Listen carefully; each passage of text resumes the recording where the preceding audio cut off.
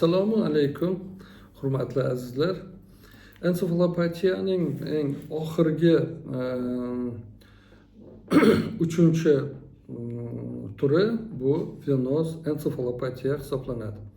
Venozli bosh miya qon tomiri yetishmovchiligi ko'pincha yurak va yurak o'pka kasalliklarining turli shakllari, shuningdek arterial gipertenziya bilan og'rigan bemorlarda uchraydi. Bu bosh miya suyagida venoz tiqilish, surunkali bosh miya gipoksiyalari va bosh miya suyagi ichidagi bosimning oshishi sifatida namoyon bo'ladi. Bu sezilarli tarqoq bosh og'rig'i bilan tavsiflanadi. Ko'pincha ertalab uyg'onganda paydo bo'ladi bosh og'rig'i va jismoniy zo'riqish paytida kuchayadi.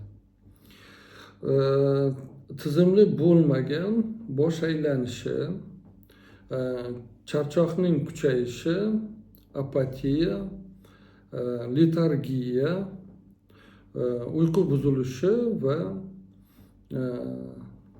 tarqoq kichik fokusli bosh miya shikastlanishining belgilari paydo bo'ladi.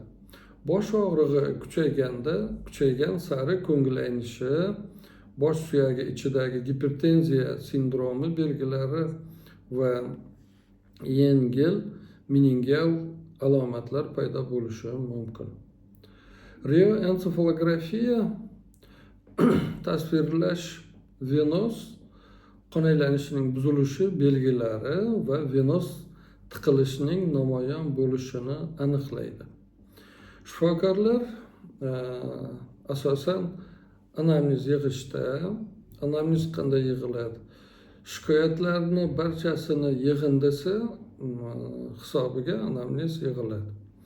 Nevrologik tekshiruvlar va umumiy fizik tekshiruvlardan tashqari tashxis qo'yish uchun fizik tekshiruv va oftalmoskopik tekshiruvlar natijalari yordam beradi. E'tiboringiz uchun rahmat. Keyingi mavzularimizga e'tibor bering.